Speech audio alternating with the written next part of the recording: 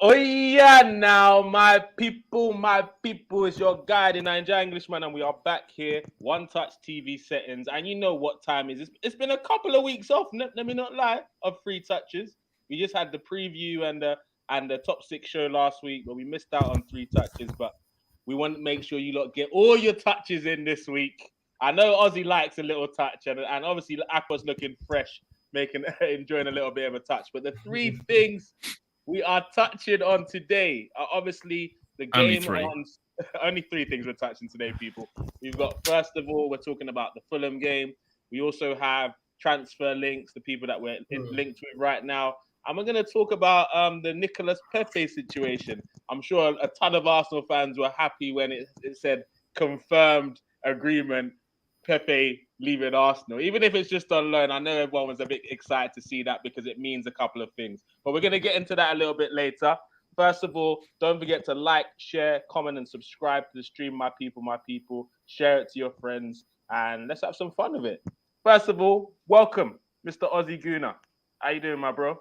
Bro, thank you very much for having me, mate. It's good to see you back on your own show. You know what I mean? Making an appearance on your show. You know what I mean? I know how hard it is for you to actually appear on your show. But it's good to have you on your show. You know what I'm saying?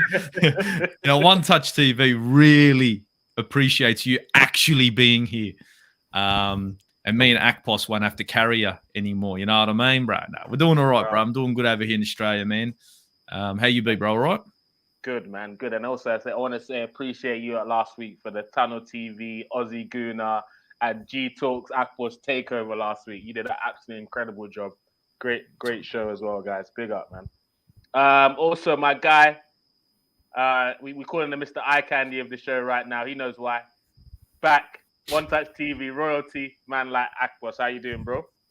I'm good. It's always fun every time we come to fellowship with the brothers at One Touch TV to talk about football, and to share our opinions, agree to disagree, and to talk about this one thing that unites all of us together, which is the Arsenal and football at large. And for me, One Touch is a place where we come and we'll talk about the game, talk about the football club.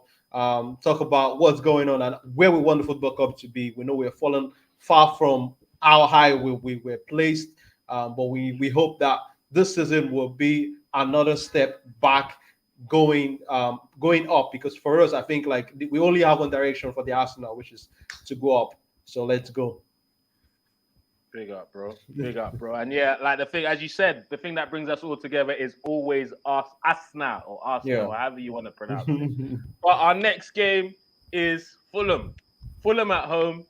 And for me, I personally don't see any reason from how we've started the season why we shouldn't be confident about going in this game, number one.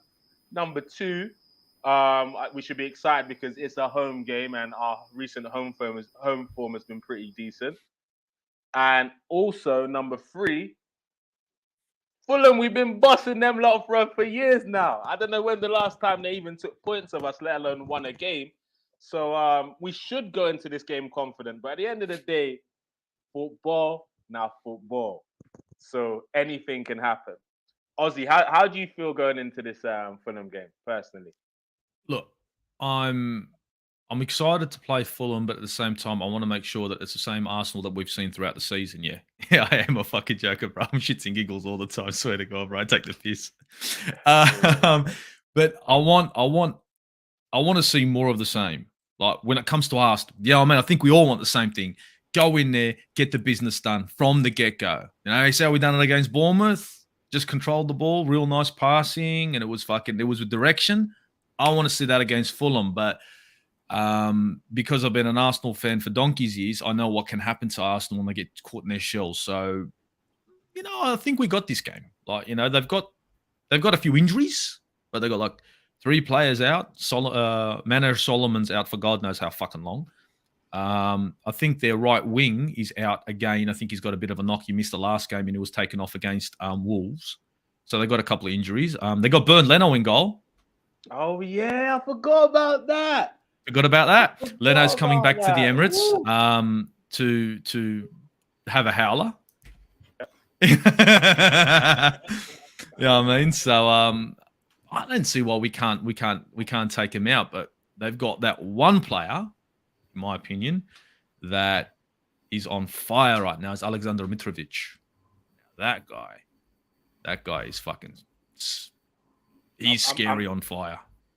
I'm glad you brought that name up because obviously, back end of last season, I didn't see any links, but I heard a couple of rumors that maybe Arsenal should go in for Mitrovic, and the common consensus was he's always does this in the Championship, comes back to the Premier League, and his goals start to dry up, and he's done that for the last 2 times Fulham came up. That's what seemed to happen. He smashed up the Championship, and then goals dried up. But Akpos, I mean, but this year, it seems like he's carried on that Championship form. I think he scored 40-odd goals last season into this season against the likes of, first of all, Liverpool, with arguably the best centre-back in the world that plays there. If Liverpool fans are anything to go by. We saw that shit against Sancho. I'm pretty sure we saw it. He's sitting there doing... I'm just the messenger. I'm delivering the message of what Liverpool fans have told me. So Bruno Fernandes is pointing at where the ball's going to go, and my man Van Dijk's going. Okay, I'm just saying. But no, you're right to say. But at the end of the day, we all know Liverpool aren't no small fish. Like they're a big team, and he's turned up against them. He got the winner last weekend as well. Akpos, do you see this being a different Mitrovic this season? Or is it just a little run at the start and he'll fizzle out like he always does? Well, I think Mitrovic looks like the man who wants to tell us that he could also do it in the big stage in the Premier League, because we've seen him do it before. We've seen him show the glimpse of what he could do. And against a tough opponent like Liverpool, we saw what he could do. We saw that he could give the defenders a lot of troubles on their plate. So I think like this is the test I am personally relishing. I want to see how our defenders will handle this opposition, because for me, one thing that I think like I was looking out for when we went to Palace, how coordinated that defense would be, how we would face the opposition, because I think Fulham is going to give us a different threat entirely. We've seen what they could do with crosses, and this team is one like I think they will be coming at us for that, but I look at Saliba, I look at Gabriel, and I think like, okay, fine. I want to see how these guys will cope with this presence of Alexander Mitrovic, how they would handle him in terms of his area powers and what he would bring to the plate in that game. So it is one I want to see, because he's a bully. Mitrovic is a bully. For sure. He will want to bully you. And Gabriel and Saliba looks like in the first 3 games of this season, they are looking like guys who would not want to be pushed around. They don't want to bully. They don't want to bully you to bully them as an attacker. They want to bully you. They want to show you that, okay, yes, I'm a guy that's going to be dirty with you if you want to be dirty and all of that. So I want to see how they would handle this threat and how they would cope with all of the crosses that would be coming into the box. Okay. There's a couple of comments here. Not bossing Fulham this time, bro. Michael Silva. He's for me. I don't know if you guys agree. He's part of the fake managers club. You know, them ones that they say they play a couple fancy games of some nice football, and then they dwindle out. Man like Roberto Martinez is the king. He's the captain of that ship. Then Marco Silva. I think every team he's managed has been relegated. Do you know what I'm saying? And also, who else is about to join that club? I think Brendan Rodgers is close to joining that club too, man. I wanted to give him his props, but bruv, it's looking technical for him right now. Yes, Luca, we agree. Mitrovic has done well coming into this season. VVD snapping a pick. Man said he took time snapping a pick, bruv. I heard Bruno Fernandes even pointed where he should score. That's what he was doing. Where Sanchez should score or something like that. Bruh, you know when they say, defender got caught ball watching? Right, if you ever needed a picture, to really show you what a defender looks like ball watching, that would be it. Van Dijk literally staring at Sancho's feet while Bruno is saying it's going in the bottom corner. And this guy not even fucking making a move. But anyway, it's all right. Luckily, we've got Saliba in the back, eh? Fuck. Exactly. And Akos hit some great points. Because, the Palace game did show us a lot of things. in terms of how we withstand pressure. Because if you saw, Anderson was looking like what's it called, De Bruyne, with his quarterback passes crossfield behind Zinchenko for the whole second half, and we withstood the pressure. And just like I said, normally this time last season, even we probably would have conceded at least one, maybe even been under pressure to lose that game. But we saw it out, 2 goals, none conceded. It was a professional performance. I want to see the same sort of thing happen this weekend. Because yes, at the end of the day, we are on a good run. But just like let's be honest, the whole world is waiting for us to crumble. Nobody likes this Arsenal thing. Nobody likes seeing happy Arsenal fans. Nobody wants to watch our streams because we're happy. No, every time we're happy, everyone just translates that to us thinking we're going to win the league. No, we're just happy. You know what I'm saying? We're literally enjoying the moment, for goodness sake. We're playing well. We're playing well. We're playing well.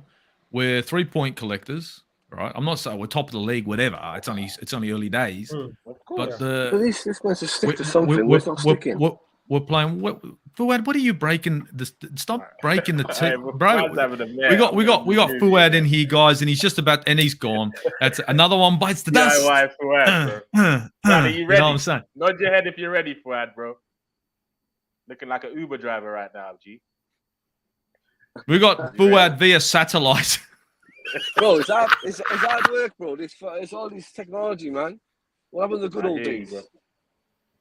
You did decide to do the show. You did decide to do the show from a car, bro. Like, you can't really blame technology on that, mate. You know what I'm saying? But big up, Prince Fuad in the building. Fuad, you and your younger cousin Sam, bro. You're two of my favorite Arsenal fans. If you guys have never seen Sam, he's a younger guy. He just passed his A-levels, I think, recently. I see him on Eagles channel on the terrace the other day. And if I'm ever down, or if you're ever down as an Arsenal fan, holler at Prince Fuad or holler at Sam, bro. They will bring you. Yeah, of course, bro. 100% back up, bro. You know what it is, bro. It's like, you know what it is, bro? The fact of the matter is, like, people ain't looking into, like when you talk football to certain people, they don't look at it as a football perspective. They're looking at it from an agenda perspective. Okay, last year, these players, okay, yeah, they never got top 4. But this season, they know they've tasted failure and they want success. So they're going to shock a lot of people. Saka, Smith Rowe, all these young players. They're going to shock a lot of people this season. And you know what, bro? Especially with the experience of Zinchenko coming in and Gabriel Jesus. I know you're talking Neto's coming in, bro. If Pedro comes in, Pedro Neto, oh my days. No, don't jump the gun. We'll get into that. We're talking about Fulham right now, though. What are you expecting to see on Saturday from the boys? 5:30 7-0 Arsenal, bro. I said 7-0 Arsenal, bro. 7-0 Arsenal. Nah, bro. I was thinking Brad, why'd you always have to take it too far, bro? We're all here having a calm conversation, and you blow up a little 7-0, bro. This guy's playing FIFA again. Nah. 7-0 FIFA fucking skill set level fucking amateur. 7-8-0, yeah, bro. We're gonna say welcome to the Premier League. Oh yeah. They're already mate, I'm telling you, they've already been welcomed to the Premier League. Fulham are actually doing pretty good for a team who've just walked in. You know what I mean? I'll give them credit for that. You know what I mean? 100%. Not too bad start for them. Who they played, bro? Liverpool, Wolves, and Brentford. Look, there's no such Liverpool, thing as Wolves, and Brentford in the Premier League. And remember, this is a Tottenham barely scraped a win against Wolves, and Wolves were all over them. Liverpool, well, who's that? And at the moment, it's not Liverpool. That whoever this Liverpool team is not Liverpool. So fine, Liverpool, we'll chat. And Brentford, if anyone watched the game against Brentford, that game was like watching tennis. Fuck me, mate. On the edge of your seat, shit. So they're not playing bad football, but I just think that the individual errors are going to come to play. You know what I mean? I think when we start pressing them, this is when those individuals are going to start losing the ball, and we're going to hit them on a transition and probably press them out of the game. We got better quality all around the pitch for that. Like every single player on the pitch, end to end, apart from Mitrovic being their best player, we've got better goalkeeper, better defensive line, better midfield, better wingers. Fuck me, we got a better bench. I think you guys misunderstand me, bro. I said 7-0. That's what I'm trying to tell you, bro. Yeah, that's what I'm saying. He said 7. Not 7, bro. It ain't gonna be 7. It ain't gonna be 7, bro. I said 7. If it's 7, bro. if it is 7, I will send Borche over to your place and give you a big kiss. All right?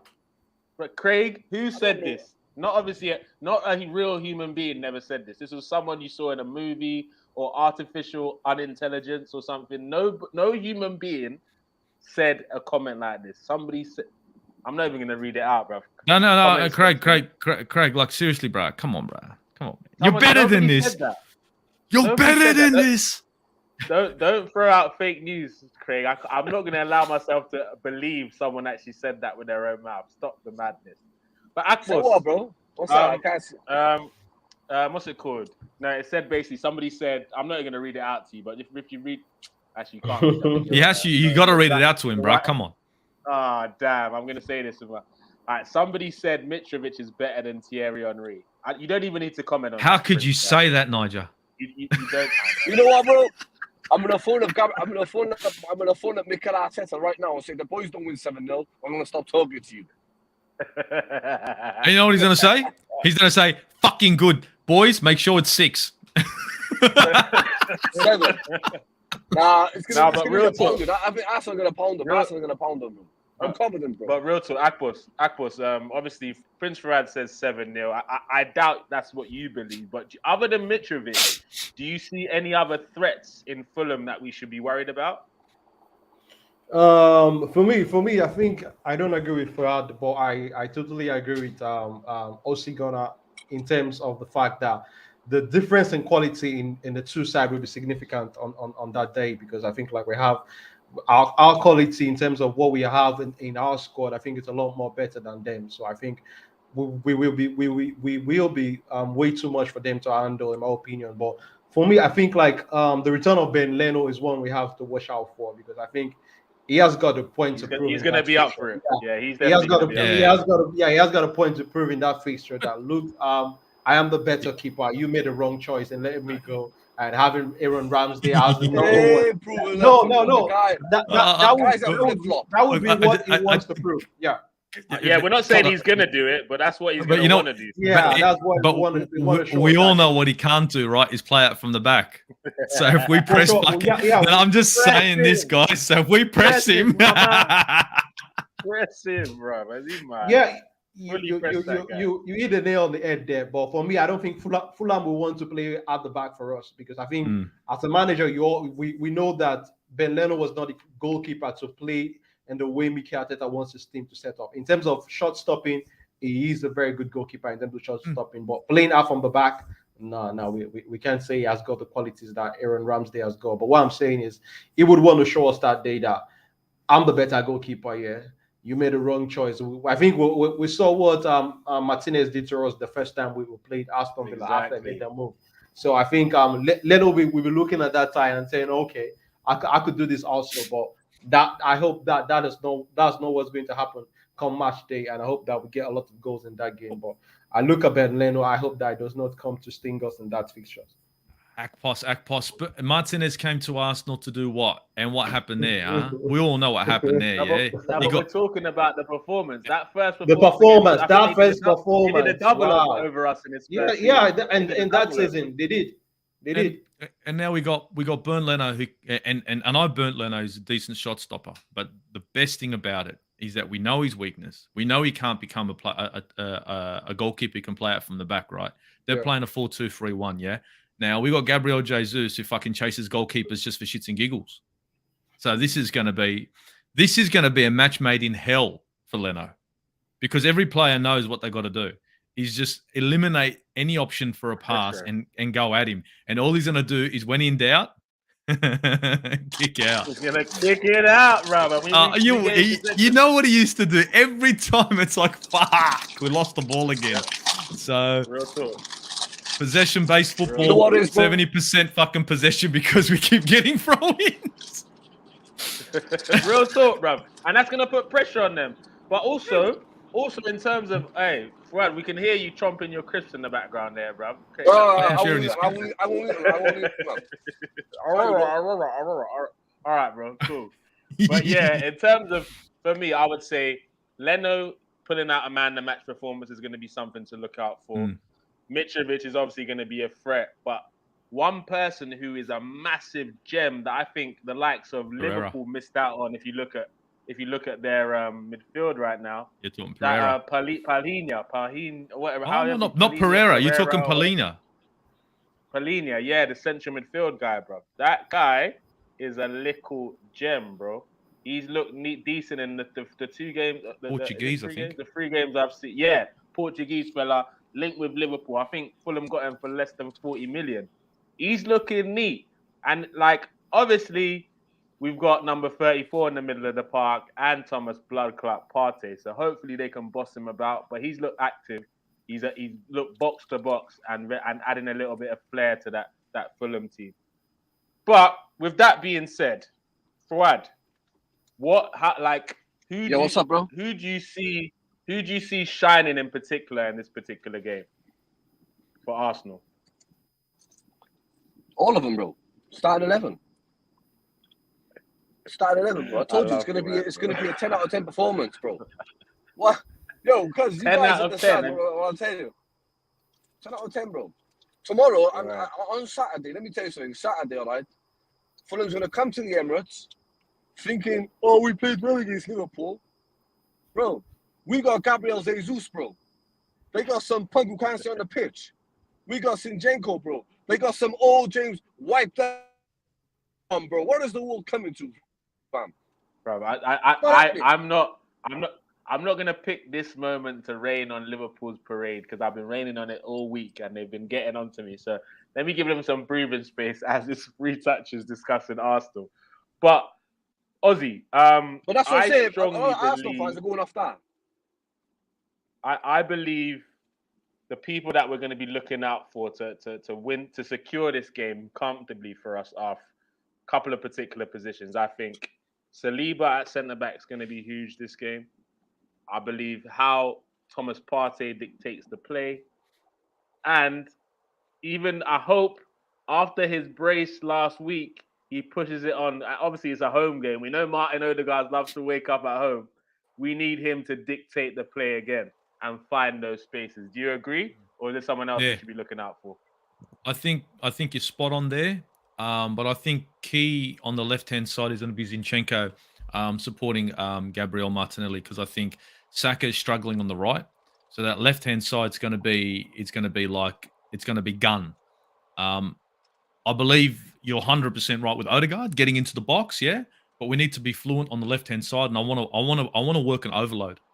I want to overload. I want to try to get these boys to overload Fulham on the left-hand side. Did you see what I mean? Like when we played against Bournemouth, you saw Gabriel Jesus come in, Martinelli come in, and it was like, well, what do we do now? Who are we watching? Are we watching Jesus? And the pass was too quick, and then it was like everyone shifted. Ball got saved, and Odegaard was in the middle of the box. We need to keep overloading, and I think Fulham can be got at, but Fulham are a team that can press, right, and can be pressed, if you know what I'm saying.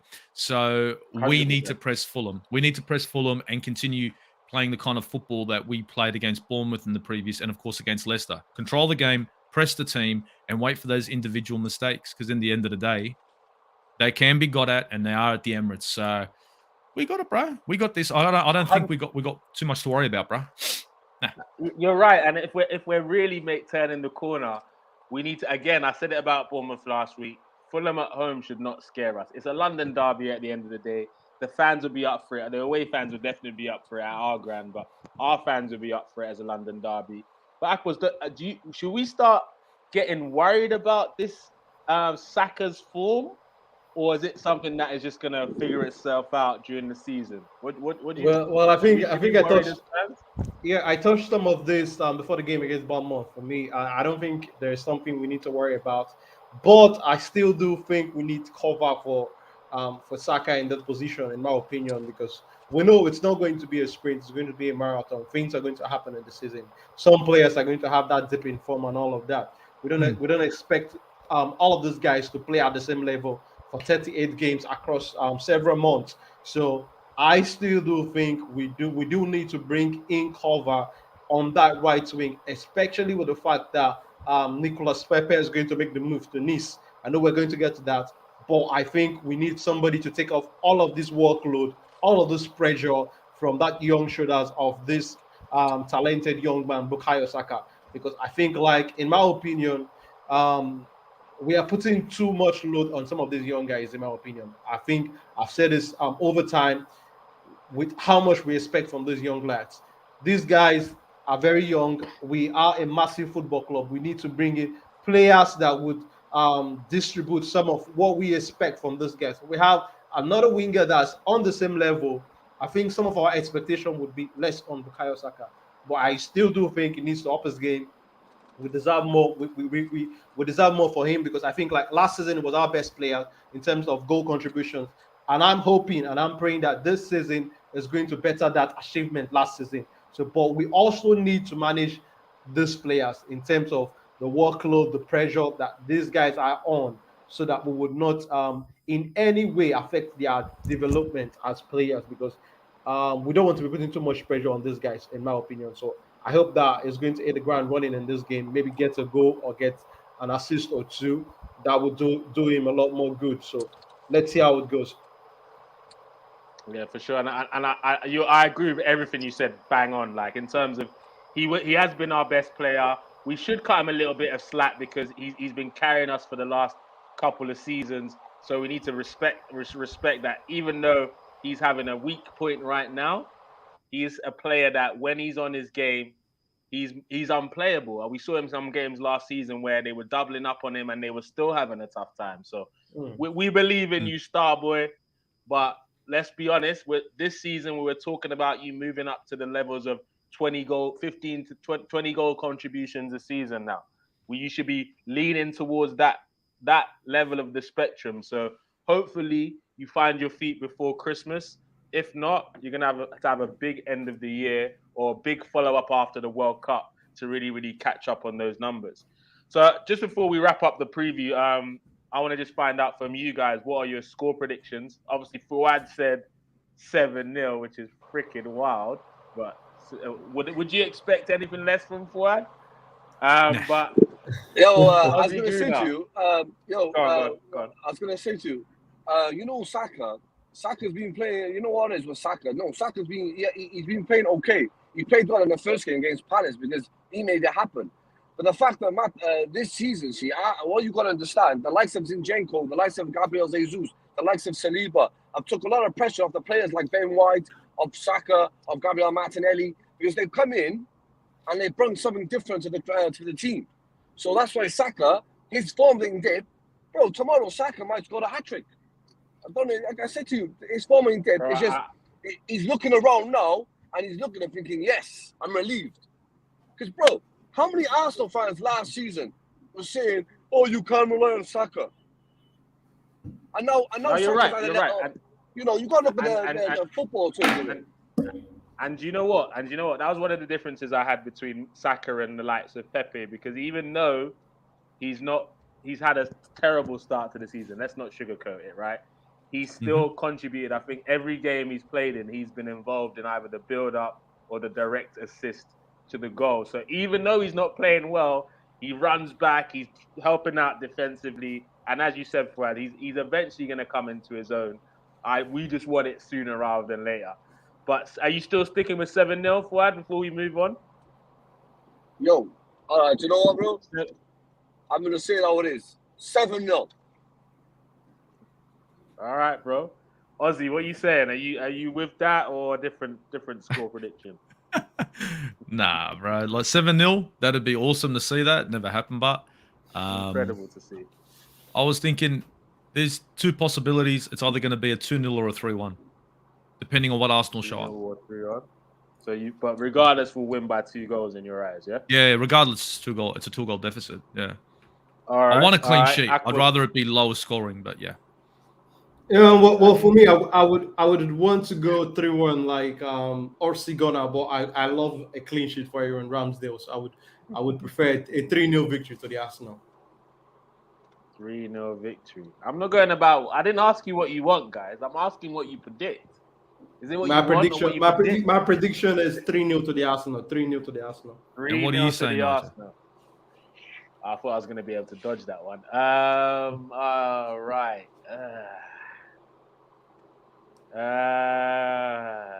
I'm going to go over cheeky, you know. I'm going to go over a little cheeky 4-1. Yeah, 4-1. I fucking knew you were going to do it. You don't play cards with me, man. Don't play cards with me. I've got fucking read it, bro. I knew you were going to fucking say that. Craig reckons 3-1. I said 4-1. Aussie said either 2-0 or 3-1. Well, you got to commit to one, actually. We can't give you two options. Commit to one. 3-1. 3-1. Aquas 3-0. Yeah, 3-0. The man, the myth, the legend, Prince is coming out with 7-0. Any of those score lines means we won another game, so I don't care. But I would love to see a Fuad score, bro. Match of the day will be so fun to watch if that happens, and it'll give us another week of just chatting shit with our chest out. Not saying we're gonna win the league, guys. We're not saying that. We're not doing a stupid Tottenham thing where we're gonna fucking walk around like we're gonna win the league, even though we ain't won shit in fucking donkey's years. Exactly. We're not doing that dumb shit Tottenham shit, are we? Nah, we're not gonna do that. Can I say something? This is a good comment though. Before you say that, Fuad, because Saka hasn't scored, it doesn't mean he had a bad start to the season. That's right. He's got a good start, bro. He's made that. No, look. Just. Yeah, you can take this. Can I just take this real quick? Look, you got to call a spade, all right? So it's not about he's my player, he's my man, this and that. You call a spade a spade. When a player's doing well, a player's doing well. When a player's not doing as good as he can do, we call it out. Saka's problem at the moment is he's predictable, okay? And if anyone doesn't believe me, watch the fucking games that he's fucking played in the last 3. He runs up to the box, hits the fucking brakes, does the Sterling shuffle, and then passes back to Odegaard. That's the problem. Odegaard didn't rate his boot, all right, and was not taking shots. Now Odegaard's got some fucking, I don't know, maybe some confidence. What Saka needs to do, right, is rate that he's got legs. Take on a man and fucking bomb down that right wing. Stop fucking dilly-dallying. Trust his right boot. Put a ball into the box. Because if he continues to push to his left side, guess what's going to happen? As a right wing back, you just cut him off. And then what does he do? He allows the fucking defense to line up. Now, watch the fucking games. Watch the fucking play he's playing. He is really second-guessing himself. I don't understand why Saka would, though. He second-guesses himself. It's like, you got this, and he slows down. No, go, bro. So, I don't know. And one of the big things about Saka, which we always loved, is the fact his decision-making is usually really good. But this season, it's kind of been up and down with it, so... It's just him not rating himself. I'm telling you. He's just not rating himself. It's going to happen tomorrow. Once he wakes up, he'll punch up. Tomorrow, you know what? I'm going to tell you how it is, right? Tomorrow, Saka's going to score a hat-trick. Gabriel Jesus is going to score a hat-trick. And Martin Odegaard's going to score 1. There it is. And I'm going to win. And I'm going to win Powerball. Yo, listen, mate. So Adewale, Hold on. We got a debutant in the building. He's been trying to get in the stream for a bit. He just keeps clicking in and out. I don't know what's going on. But welcome to the show, Adewale. We've just been. So do I call you Wale or Adeleke or Leke? What do you want me to call you, bro? We can't hear you. Bro. He's having a hard time. Walid. Bro. Walid. We can't hear you, bro. I don't know what's going on. Leke, say hi. I can't hear you, bro. We can't hear you. Wait for you to say connection something. is. Yeah, your connection's not letting you have it. You're gonna have to try and sort out this connection because nobody can hear you right now, big man. Bless, bro. What's it called, guys? The next thing I want to talk about is obviously transfers because we both, or everyone in the stream, talked about we need competition. Talked about letting Pepe go. So obviously the last 7 days of the transfer window, and it's going to be silly season all over again. But the one thing that gets me a bit excited is that's it. After Thursday, they have to shut up. Like, I didn't have to hear anything for at least till January. They're going to still throw stories out there, but I didn't have to listen to none of them until January at least. But this week, there's been 2 names that have been thrown into the hat when it comes to the winger situation. One got us very excited as a fan base. The second one is left the fan base a little bit divided. I'm going to talk about the first one, which everyone's excited about first. I think Fuad mentioned it as well. Neto. Pedro Neto, 22-year-old, left winger, right winger, Portuguese. I think 2 years or 2.5 years of Premier League experience. Apparently, we've been watching this guy as a club since the age of 17. So the last 5 years, Wenger wanted him apparently, but he couldn't get him. Emery inquired a little bit about him, and now it looks like we're more advanced than ever with this Arteta situation. So, Fuad, what do you think about? Fuad's left us too. All right, Aussie. Oh, he's back. Fuad, what do you think of this? What do you think of this link? And is this the type of player that can be brought in to secure that fourth place comfortably and maybe start entertaining some other ideas? Yeah, 100%, bro. Not even that, bro. You gotta understand, all right? We're taking game by game. We're gonna drop points. We know that throughout the season. But everyone talks about bringing in Neto from top 4. I think they're bringing him to try and challenge, bro. Challenge top for 4. What? Challenge for what? Oh, I'll kick you out if you stop that talk, Brad, bro. Don't let them suck you in, bro. Don't let them suck you into this tight. They're bringing him in. He's not coming in to fight for top 4, bro. He's coming in for something else, bro. Fuad, I don't agree with you. I don't think we're there yet. If it does happen this season, that means we are miles ahead of schedule. I don't think we are there yet. If we challenge this season, that means we are miles ahead of schedule. Everyone's going about top 4. I don't feel like it's going to happen now. Because if you look at City, if you look at Liverpool, look at the quality they've got in their squad, and look at what we've got in our squad, you will note that we are not so close to this thing. Not even very close to Chelsea, in my opinion.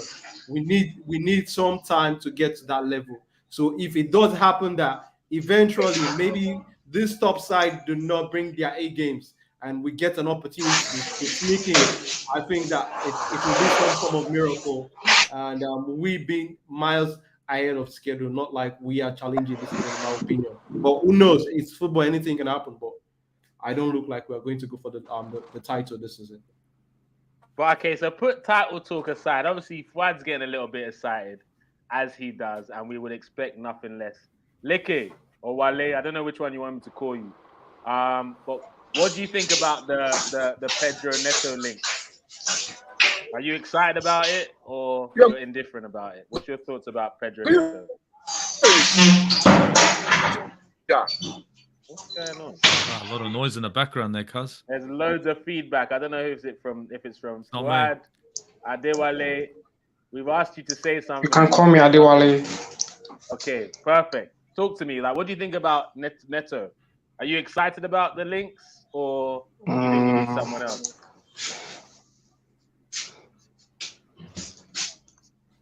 Yeah. Hello. I'm excited about Pedro Neto links, but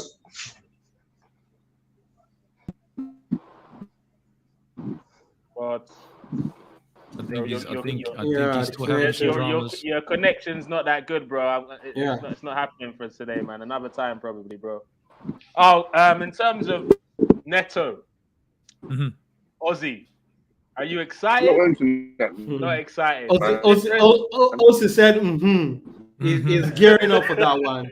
He's gearing up for that one. Man is speaking the momentum. Look, Neto, yes, okay, maybe decent player, good for depth on the left-hand side. He's no Marco Asensio. You know what I mean? He's not Asensio. And I don't think we're going to do it. Like, I know everyone's like, oh, we're linked to him.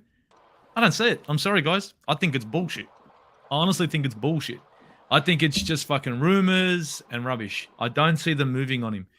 Mainly because we need more of a right wing than we need left. You know what I mean? We need a player who can play more. Wings, bro. He can play both wings. He plays more on the left, bro. Predominantly on the left. Oh, he can play on the right. Don't get me wrong, but he predominantly plays on the left. Agreed. I'd rather have a guy who predominantly plays on the right and can play on the left, because right now I'm looking at the Saka situation. I'd love to see Saka play on the left from time to time. You know what I mean? I reckon he could fucking change things up because he's a decent player. But I don't see it happening, man. If it does happen, it's a decent signing. It'll be great for depth because right now on the wings, really, who do we really have to challenge either Martinelli or Bukayo Saka on the wings? Really, no one.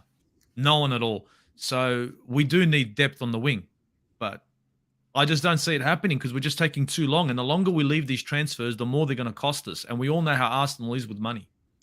So I'm sorry, guys. I don't believe the hype. You know I'm with you in terms of the hype because of it's like 50 million last week of the window. I mean, it'll be so Arsenal to get us all geared up and excited about it to then say, do you know what? We can't come to an agreement. We maybe revisit something in January, and then that's the story. Obviously, this, it'll be typical Arsenal. One thing we're really good at is PR, of course. We're really good at the PR stuff. When there's a little bit of unrest, we release either a new shirt or we come up with a player. Like remember when it was like, how do we get the fans excited? Let's pretend that we're going to. I think they have a top-notch crisis management team at the football club. These guys know how to handle it.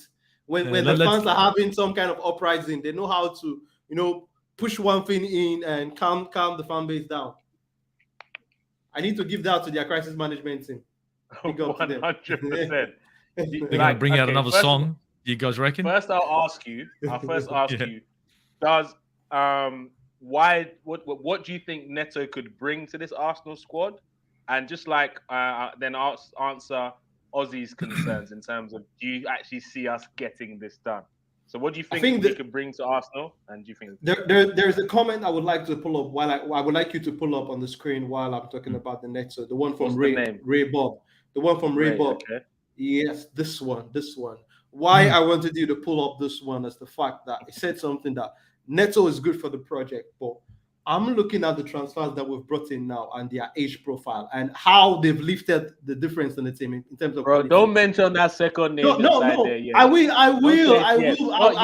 bring the name. I will bring the name because that's the second. While I will bring the name is if Neto comes in, I think yes, I agree with this comment. It's good for the project, good for squad depth. Do you understand? Good to push these guys playing on the wing. You get my point. But if a different player comes in on a different level in terms of experience, in terms of how long they've been doing it, in terms of how their credibility of doing it in the Premier League, for example, how many years they've done it with consistency. I think if you want to be playing the Arsenal, you will be scared of which player will be starting. And we've seen what the signing of Gabriel Jesus and the signing of Zinchenko, those two signings have done in terms of lifting the quality of our team. So if a more experienced player who is playing in their prime comes in, walk through the door now. If I'm Bukayo Saka, man, I'm sitting up in the training the next day because I know that this guy is coming, does not want to stay on the bench. Okay, so if I want to be playing the Arsenal too as an opposition, I will be worried of who's going to start on both wings. Okay, so about this particular comment then, because this is how you brought it up. I know the second player is the other player we were linked with. I'm going to talk about him in a second, but actually now, fuck it. Who do you? That's what I like to hear. That's what I like to hear. Dem's words. That's what I like to hear. It's finally working. I'm rubbing off on people. Rubbing off on me, Aussie. I would say that. Do you think if you're Martinelli or Saka, Neto comes into training versus Wilfred Zaha comes into training, who will you be more worried about if you're them? Zaha. Fucking Zaha all day, bro. Yeah? Zaha comes to training and these guys go, shit. Because Zaha first wants Arsenal. He loves Arsenal. Second thing is he's performing. He can play either wing. Premier League proven. A little bit more expensive, obviously, than Neto. But to be honest, I think if Martinelli has a bad game and he continues to have a bad run, Zaha comes in and it ends up like Tierney, or Saka has bad games and you know what I'm saying? Like now you got to fight for your position. Show me. But do you see how adding a player like Zaha changes the dynamic of the team? You know, now you've got players who are going to be fighting for a wing, whether it be Martinelli or Saka, and that means Saka could get pushed onto the left, which I think he can play canners because he's left-footed. Jeez, doesn't that make sense? But no. No, it doesn't, because that's why he doesn't fucking cross when he's on the right-hand side and he continues to go to his left foot. Oh, okay. Anyway. But I reckon Zaha would be a better signing. Can it happen? Probably not. But if we're going to put all our eggs in one basket and we're not going to get a centre midfielder, Zaha is a player we want. I'm telling you now, he would be gun. He would be a fucking great fucking player to get. You know what? I'm not surprised in Akbos's stance, but Aussie, you've shocked me with this response. I'm not gonna lie to you, because I don't know if I can remember. I was talking a little bit about Zaha, maybe during the window or like during the summer, and I can't remember your stance on it, but I don't think it was pro. Let's go and get him. It was more because we were at the time. At the time, it was Rafinha. It was Rafinha, and I'm like, if it's Rafinha or Zaha, I want Rafinha. And then it was like, well, maybe we can get Asensio, but now he's linked to Man United. You get what I'm saying? So now I'm like, well, what's the next best thing? Fucking Zaha. You know what I mean? Let's be honest. Is he not scoring goals? He's asking questions. You're right. And one thing and I've been pushing the Zaha agenda on EGTV and a few other stations, and every time all the Arsenal fans in the comment section are like, oh, he's washed up, he's this, he's that. But let me just give you my Mitrovic was washed up. Exactly right. Isn't Mitrovic even in his 30s now? Is he not in his 27 years old? No, he's 27. 27. Relax yourself. He looks old. He's Serbian, mate. That's why he looks fucking older, man. Sorry, you know? Big up Mitrovic, man. Sorry, man, if I've insulted you guys there. But yeah, you look old, bro. But yeah, he's doing his thing, 100%. But when it comes to Zaha, yeah, the reason why I like it is, I don't know who mentioned it, but he's Prem proven, consistently Prem proven. He scored more than any of our attackers last season. I'm not sure if he scored more than Jesus in the Premier League. I'm not 100%. I know for a fact he scored more than all the Arsenal attackers last season. Mm-hmm. Number 3, he's an Arsenal fan.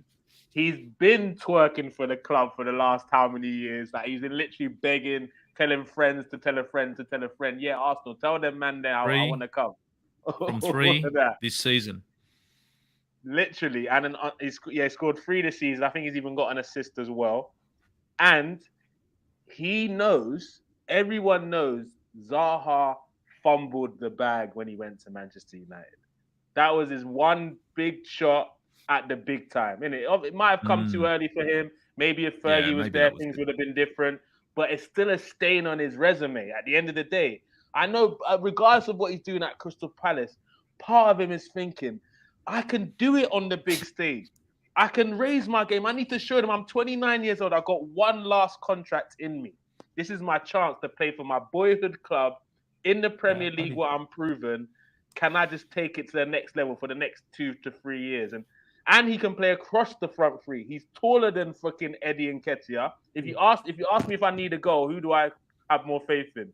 Nketiah or Zaha? I'm picking Zaha every day of the freaking week. No disrespect to Eddie. I want you to do well this season, but facts are facts, bro. Facts are facts. I don't know if you agree with all the things I was saying there. I totally agree. Completely agree. Because you said something about Zaha's ability to play across the front 3, and I've been screaming it. I don't know. I think anybody that's been consistent on the show, anytime we talk about the wingers in terms of experience and what they could bring to us, I look at Wilfried Zaha and I look at this guy. I think like this guy's on the right age profile in terms of experience, in terms of how many years he has been doing it at the Premier League. We've seen what going out of the Premier League to bring in a winger could do to us in terms of Nicolas Pepe. And I think like some of those transfers, we should learn our lessons from them.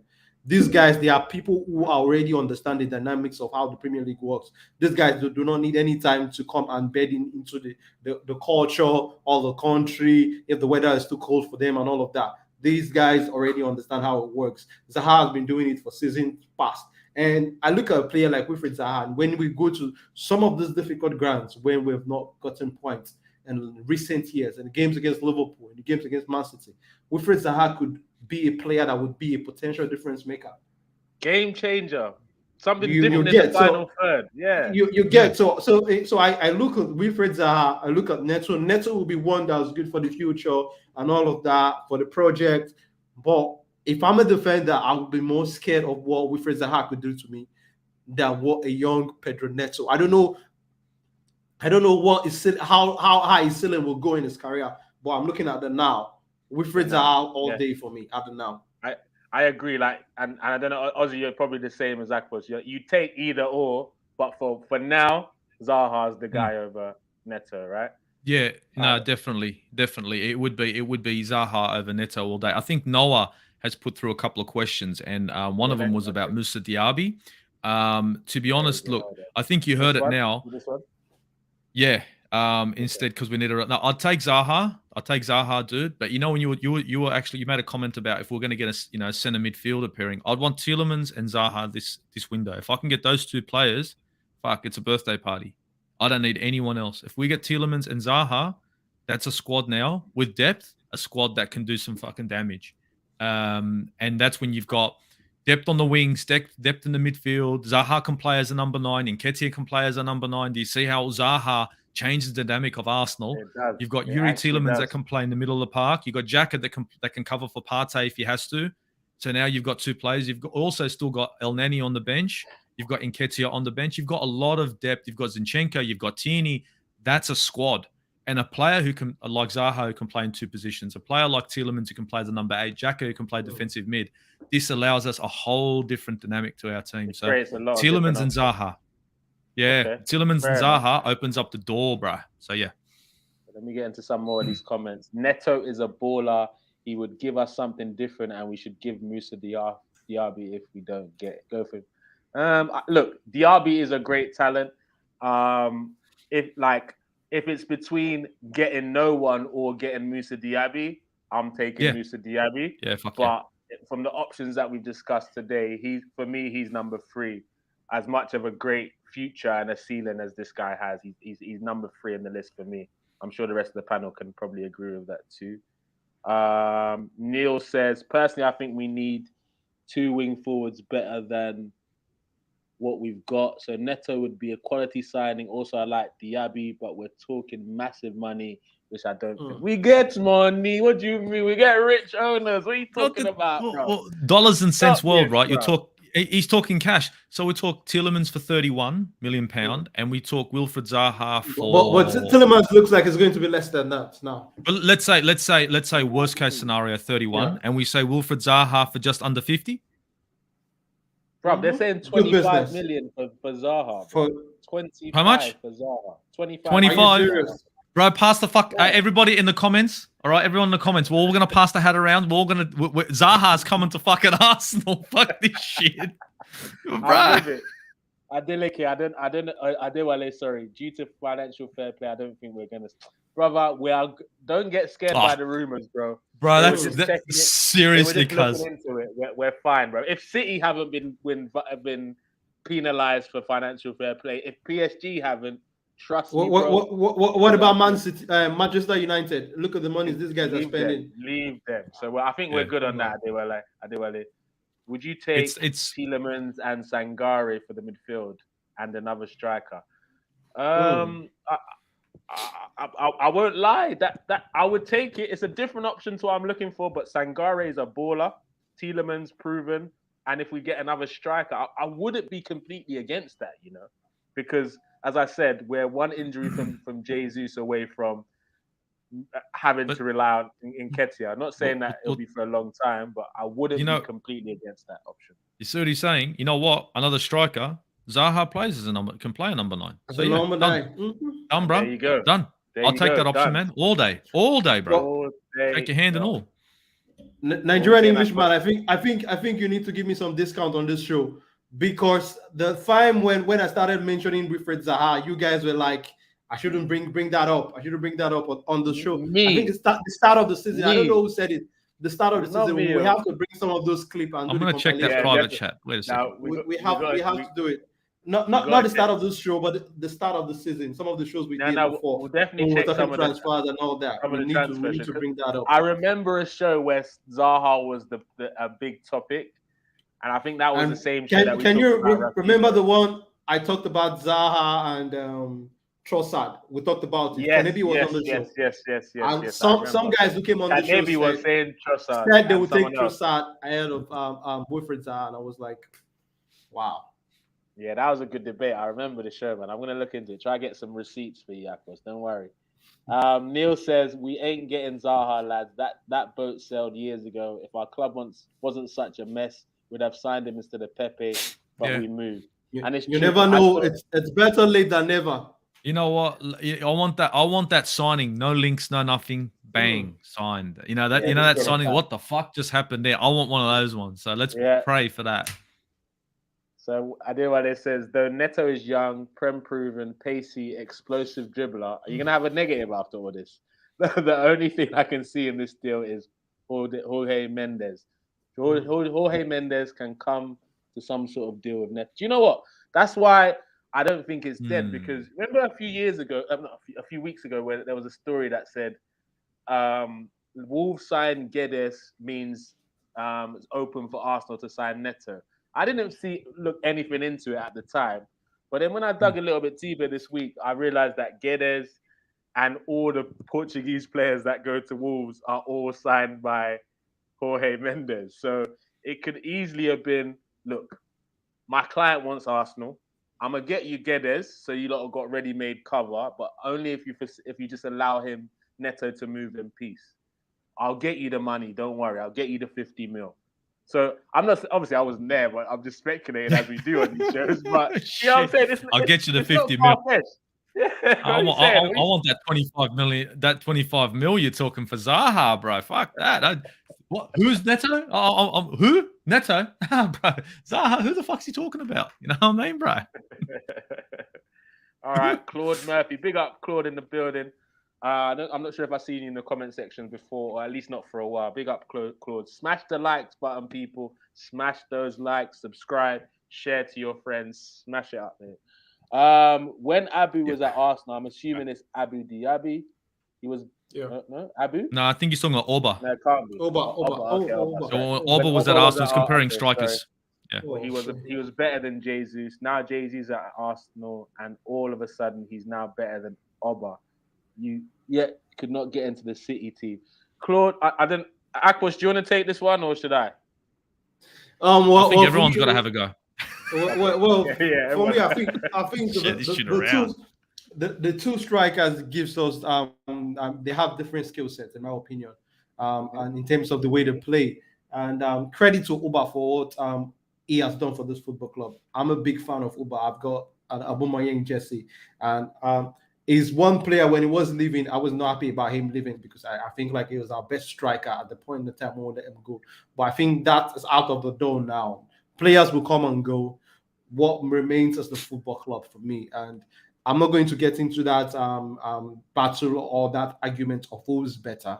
I think these two strikers, they will give us different qualities, and Gabriel Jesus has got different skill sets in terms of what he could do. He's older player and all of that. Uba was not very good at that, and Uba has got his own strengths in terms of his finishing. Gabriel Jesus is not yet on that level when it comes to the finishing of what Uba could do. Uba could give you 4 goals in some games, and what we've seen from Gabriel Jesus just in the last game, he could have easily scored 4 in that game. So in terms of the finishing, I don't think he's on the level of Uba yet. But in terms of his skill set, in the way Mikel Arteta wants to set his team up, his high press, this guy has got the energy to run for the press, and he has got the skill set to hold the ball when you bring in a long pass. We've seen him do it this season. When we bring in a long pass to him, we are under pressure. He holds the ball and brings in other players into the game. I don't think that was one of Uba's strengths. So these two players have got different strengths and weaknesses, in my opinion. For sure. Couldn't agree more with that. Couldn't agree more. It's apples and oranges between the two strikers. And Oba needs the ball to land in front of him. So if you've watched Aubameyang, right, and I've watched Aubameyang, the ball needs to land in front of him for him to do anything. If it doesn't land in front, he's either going to lose the ball, okay, or it's going to be taken away. The other thing about Aubameyang, when he's one-on-one with a defender, he's weak. Even though he's a big boy, he's weak. Gabriel Jesus grinds it. He takes on defenders and he can muscle them. His hold-up play, just like he said, is a lot better. You've seen 2 defenders hit the fucking deck when the long ball's been put in. Bournemouth, remember that? And I'm pretty sure Leicester. Remember what happened there? It's like comparing Bernd Leno to Aaron Ramsdale. Bernd Leno, good shot stopper, can't play out from the back. You get what I'm saying? Right. So they're not. Yeah. We're not saying Aubameyang is shit. We're just saying in the system that we're playing, we need a number 9 who can hold up the play, link up the play. Right now, we've got Gabriel Jesus, 2 goals, 3 assists. And look, like this comment, I don't want to start saying who's better and all that sort of stuff, but just like the guys in the panel have said, let's be honest, for Arteta's system, Aubameyang wasn't the right striker for that system, and we could see it towards his last season more than anything. I saw it earlier, but it was really evident in those final stages at Arsenal. When it comes to, and even that, who knows, he might even. Actually, I don't rate Tuchel, so that's a whole different debate. But I reckon Aubameyang at City, maybe because of the tap-ins that Pep's teams creates, would have been really, really good there. Whereas Jesus likes to get involved in play a little bit more, chase things up, and also for the sheer fact that we have Martinelli who can fill in the gaps when Jesus goes left. That's working really, really beneficial to the Arteta system too. So I like that for sure. And Claude, no, he's coming into the last year of his contract, Claude, and it's 25 million, bro, not 75 million. 75 million, I don't even think we'll be talking any links for that guy. How much was Haaland was 50?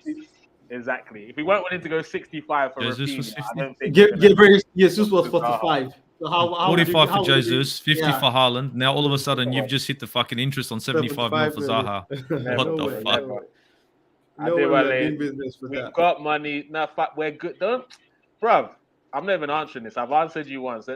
Financial fair play is a fake thing. It doesn't freaking exist, bro. It was a thing they said to pretend to the other smaller clubs that they're going to look after them and give them some compensation for the big boys doing madness.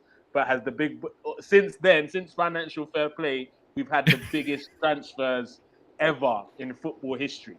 So allow it. Just allow it. It's not real, bro. I think we're going to sign a winger in the deadline. I think deadline day is going to be crazy for everyone, to be honest, man.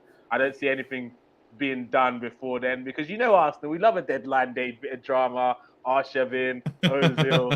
Arshavin was fucking all right, bro. So was Ozil. I will never forget that Arshavin news, bro. That was nuts when I heard it. It's the views, isn't it? You know, people forget. Sky Sports. Too. You know Sky Sports, innit? They pay these clubs big money, and one of the part of it is to get entertainment on transfer deadline day. Because think of it, deadline day, everyone looks forward to it. Do you know what I mean? And imagine the big teams never signed on a deadline day. I don't think many people tune into it. But like you said, Andre Arshavin. Well, remember Ozil? Ozil was deadline day when they flew over to Germany. Partey was deadline day. So I think they love it. I think Arsenal got another 2 players coming in, Tillsman and the wall strike, Pedro. I think them 2 are coming in, bro. Okay, you dipped out for this segment, Fuad, but who would you pick before we wrap up with the Pepe news? Zaha or Pedro Neto? Which one would you pick? Neto. Neto? Yeah, okay, Pedro Neto. Give me 2 reasons before we move on. It's because he's always involved in their play, innit? Wolf scores a lot of goals and he's always part of it. And he always turns up against the teams and any teams. Yeah, he's an all-round player, isn't he? He's both-legged and he's young. Neto all day. Like I'm looking like if Neto comes to Arsenal, you've got another 5 seasons in him. But what happens if Zaha comes to Arsenal like he went up United and couldn't handle the pressure and flopped? Now look at it from that perspective, because he's flopping tonight. Zaha's at Crystal Palace right now and fucking doing bits. If Zaha comes to Arsenal, secures us top 4 and helps us win the Europa League, bro, and then he gives us one more season and we don't get nothing else from him, I don't care, bro. I don't care. If he gives me 2 good years, I'm okay with it. 25 million for 2 good years, bro. Prem proven. I'll take that. Look at it. Aubameyang's going to Chelsea. Aubameyang is going to Chelsea now. What? So he can finish his career there and score 1,000 goals. He's a band-aid solution. Zaha would be similar. The thing is, you know what I'm saying? Like, feel this one, Fuad. Zaha's got goals in him, yeah? Zaha's got goals. Just imagine if we have Martinelli or we have Saka, who are spent. You get Zaha come in. He can play on the 9 and he can play as a winger. That's the good thing about Zaha. Arsenal fans, forget Zaha, man. We could have signed him, but we could have signed him on a cheap years back. Zaha and Arsenal ain't happening, bro. ZA ain't happening. Zaha and Arsenal, it don't go together. Just his name says it all. It ain't happening. Well, fair enough. We could have got him. Imagine we signed him. Brother, I'd love it. I'm gonna get him on the back of my black Arsenal shirt. Live. We'll clip it up. I've got other ideas for that shirt. Against, I'm not gonna say the team. When he scores a winner in a big game, then I'm gonna clip this comment of what Fuad said. But let us know in the comment section whether you're watching now or whether you're watching later. Zaha or Neto. Neto, well, I'll clip this. When you all start gassing up, clip this. When you all start gassing up Neto, I'll be like, I told you so, so clip that too. And let's not lie, though. Okay, cool. You're fine with that. I'm on it. But look, this is what I was saying. Exactly. This is what I'll say about Arsenal, right?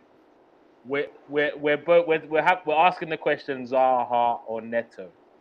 I hope that's what Arsenal are also doing. It's either or, not maybe or maybe not. I want to say like either or. We got to get one of them done over the line. End of. I don't want to see this thing where we end up signing none of them. So Steve, I think though, Steve, on a real note, I still think the old boy Tillsman's coming to Arsenal. He has to. Bro, he has to. I think especially with the fact that Ainsley is going to move. So we are shipping our players already. Pepe is leaving, Ainsley is going to move, Bellerin will potentially leave too. So we need to bring in players. I'm telling you guys, I scouted this guy. I watched this guy for a full fucking year. And before he is, and everyone who's slow, trust me, he is a quality number 8. It's just nobody notices number 8s anymore. Nobody notices the number 8. I hear you. You know what I mean? They don't notice the kind of work he does. He does a lot of work, and James Maddison is going to be worse off without him. But anyway. Real talk. Because you saw how Maddison struggled without Ndidi last season, and he only fixed it up towards the back end as well. So no Tielemans is definitely going to change his game. But guys, let us know Zaha or Pedro Neto. And to close the show, I don't. As much as I've tried to help him throughout his Arsenal career, I'm only giving him 5 minutes because that's his Arsenal career has been a shambles. He came in with a bag of hype. People were telling me, Liverpool are linked with him. This team are looking at United. him. That team are looking at him. United, 72 million. I was like, look, I didn't know too much about him. I was like, Arsenal are paying 72 million on a player. That's all mad. That is nuts. But he came in, he's been here for 3 years, and he's done F all, bro. So let's talk about it. Nicolas Pepe is gone out on loan. Do you guys have any thoughts about that? Anyone upset about that news? Because let's be honest, we weren't going to use him, right? We're not going to use him. There's no point paying his wages. And if that means Nicolas Pepe goes on loan for us to get another winger, it's a good move. That's if we're going to get a winger. Do you agree with that, Aquos? And yeah, I totally agree with Aussie on that one. If we don't get a winger, that's when I think that's a bad move. Because when Nicolas Pepe came in, I think for the price tag, a lot of us expected so much from this guy. And he showed us glimpses of what he could do. Because I think like the talent, there was the talent there, but I don't know if he has got the effort, in my opinion. Because I look at this guy and I look at there is a player in him, in my opinion, but I don't know if he's got the work rate. I don't know if he has got the effort. I don't know if he has got the right attitude in terms of training also. And I don't know if he really wants to play in the Premier League because there were the reports that Leicester wanted to come in for him to pay all of his salary, and he wanted to go back to France. So I don't know if he loves the country because all of that.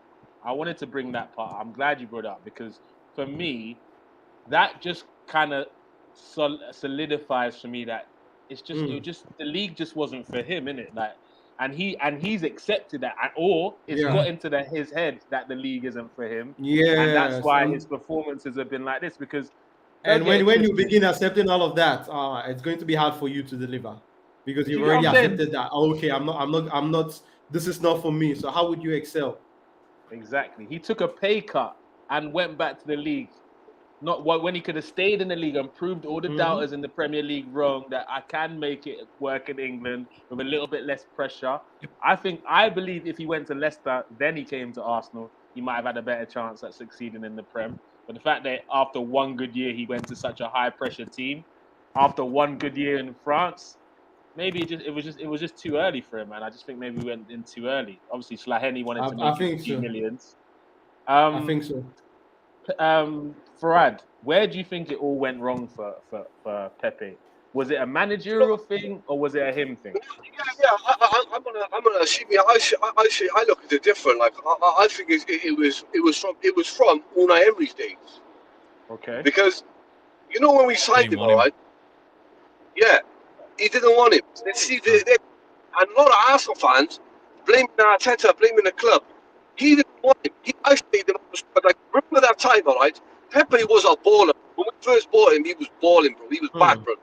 And people forget this. But when we bought him, instead of Emery thinking we had Lacazette in his who was scoring goals, we had Aubameyang who was scoring goals, and then if he would have been playing Pepe would have scored goals because in Anfield.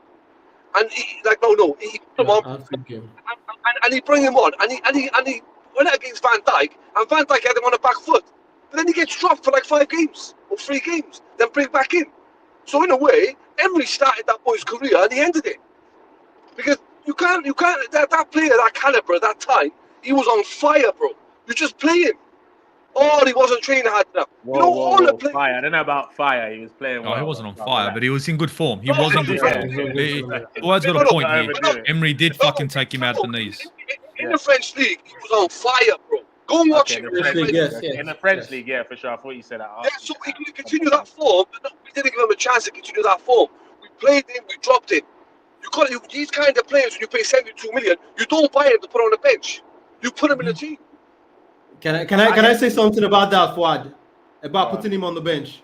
I think one thing that the All of Nothing has showed us is the fact that Mikel Arteta is very, very. He keeps detailed to how these guys play in the training.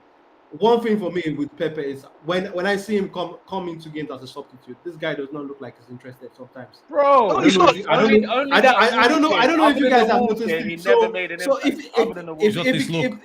he could do that in the actual game, what is he doing in the training? And Mikel Arteta does not look like a manager that would want to field you when you are not performing in the training. Some managers would still, this guy has got the talent. I will still put him in there to do his magic and get it done. But Mikel Arteta does not look like that guy. No matter how talented you are, if you are not bringing the right mindset to training, you're going to sit on the bench under Mikel. That's what we the documentary. I know what you're saying. That's his documentary. I know, and like in a way with Arteta, like I'm Arteta in, but Arteta got to have his own personality at the same time. Don't be like there's some managers like Pep Guardiola. If a player is a superstar and he's not up to the potential, and Guardiola still them. I don't think. For instance, maybe the guy now he lets Jesus go. How hard trains Jesus. He lets Jesus go. But how come he's not letting Silva go? Bernard Silva. Silva could be one of them players who might not train to that standard, but when he's on the pitch, he plays out of his heart.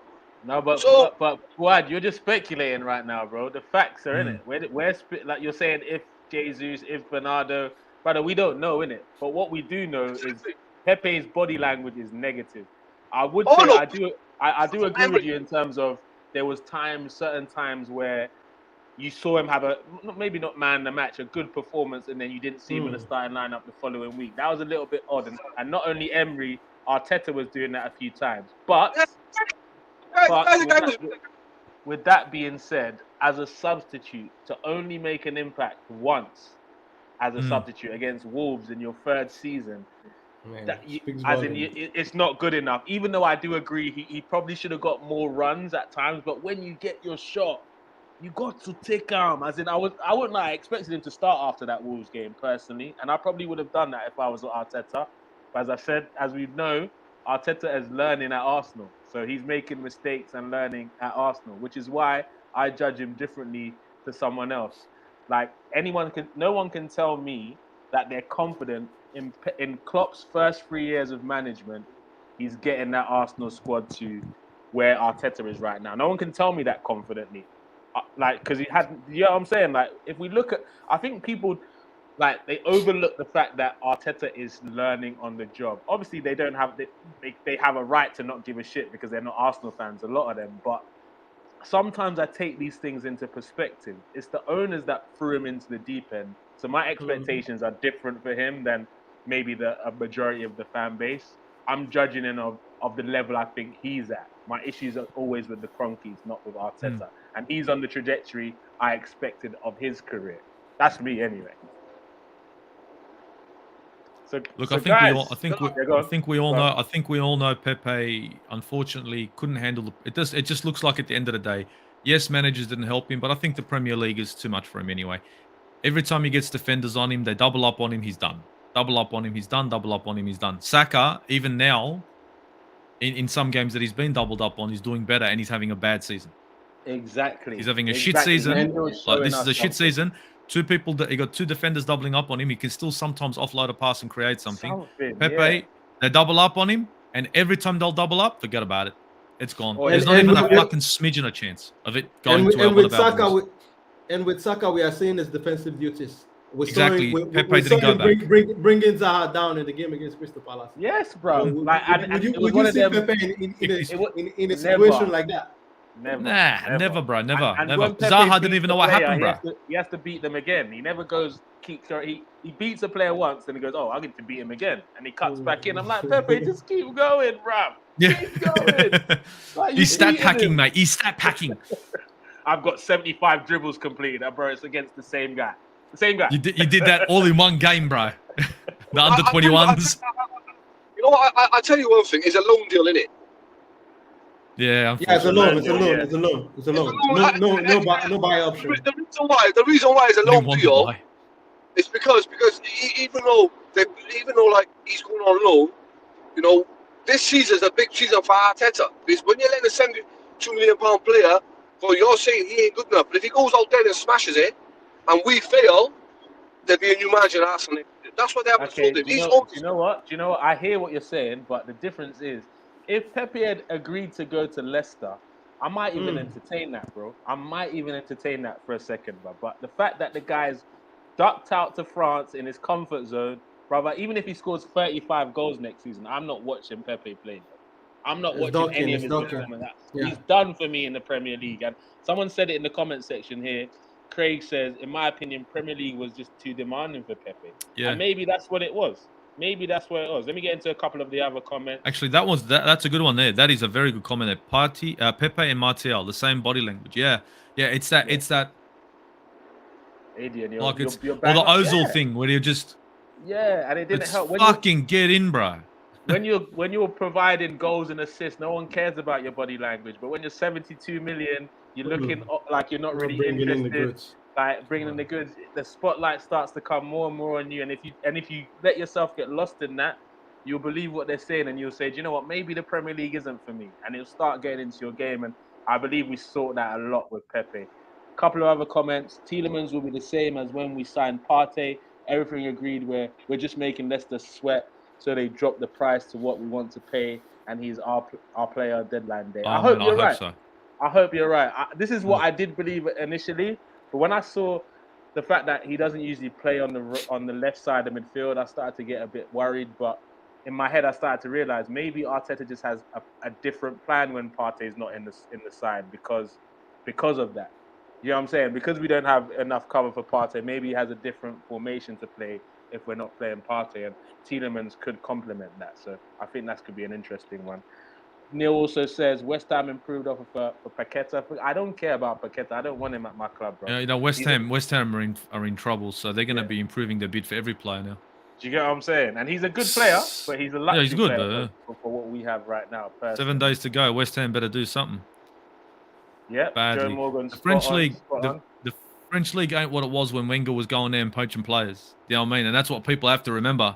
Those days, like Martial was supposed to be the new Henry. Remember that hype? Martial, the new Henry. It didn't work out, and the pressure went on him. It's just there is some gems there, but it's slim pickings now. You know. Bro, there was a stage where a French team won the Champions League. So I'm not saying the league has never been quality, but let's be honest, it's just not. I'm not getting overexcited about a player smashing it in France anymore. Like, do you know what I'm saying? It's not enough of an indication. Except maybe he's playing Champions League football as well, and I'm seeing light up like Champions League. Like, for example, Mbappe, if he wasn't lighting up the Champions League, I'll just look at him as another league player. You know, when he was at Monaco, when there was a little bit of a name on him, and he came up and shot up the Champions League against City. I think he scored against Juve and a couple of other goals. So that was when I started to pay attention. But the French league on his own, one season is not good enough for me. If you maybe do 3 back-to-back French League seasons, I might start taking, because that consistency is consistency at the end of the day. I might start taking into consideration. But one season wonders, especially in League 1, miss Arsenal with all that bullshit from now on. I beg, please. Claude said Fulham is dead food. There'll be easy pickings like ripe apples from the tree. 3-0 to the Gooners. Big up Claude Murphy. I don't know, Craig. I'm not sure, man. I'll look into that. But guys, that's bringing us towards the end of the show. Don't forget to smash the like button, share, subscribe, all of that. We touched on Fulham versus Arsenal. We touched on the transfers and also the Pepe situation. I think we got it all done, guys. Do you have any last words to add before we close the show, guys? Anyone doing any streams anytime soon? What about the question is, deadline day, how many players are coming through the door? That's a question I got for you, bro. How many players are coming through the door deadline day? One or none? I think one or none too. I believe Eddie was talking with too much swag to not at least do one of them, but 2 is a massive stretch, bro. One or none. They're talking about, did you watch that Brendan Rodgers interview with Tillsman when he said about him? Big up, Neil. What did he say? Oh yeah, if the players who are not interested in the club, that there's no point for them to be on the pitch. That's why he put Fofana out for that game, and then he put Tielemans on the bench. Fofana in the game against us, he was sort of saying his goodbyes and crying and shit, and I think he got the shits with that. So he's pretty much, that's a good point for Wad, because he pretty much tombstone both of them. In other words, these guys are going. And I think the biggest problem is for Ed. He's got no one coming in, bruh. Yeah, that's the problem, man. We're not ready to pay the dollar just yet, man. And even though we get Pedro Neto, I still think that Tillsman is coming through, because, like someone said earlier on the show, the women's field is already gone. They're cashing for Torreira. They're going to cash in now for. They're cashing in for Bellerin. So they got, and they're talking 3 million now for Tillsman. I am going to try and adopt Fuad's positive energy and stay quiet up until deadline day. I'm not going to say no. I'm not going to say yes. I'm just going to stay positive that something is going to happen. The football capital is probably watching, and he's going to clip you up. Exactly. So I'm not going to predict anything. He'll put the receipts up immediately after the deadline day closes. So big up everyone in the comments, whether you're watching now or watching later. Big up my illustrious panel. Thank you very much for joining me this week. All their details and socials will be in the description of this video. And hopefully, I might be doing a reaction show on Sunday. I'll let you guys know if you're about and stuff. Sunday, probably similar times how we started this show, but I'll let you guys know. Have a great weekend. Enjoy the rest of your day. Like, share, comment, and subscribe. One touch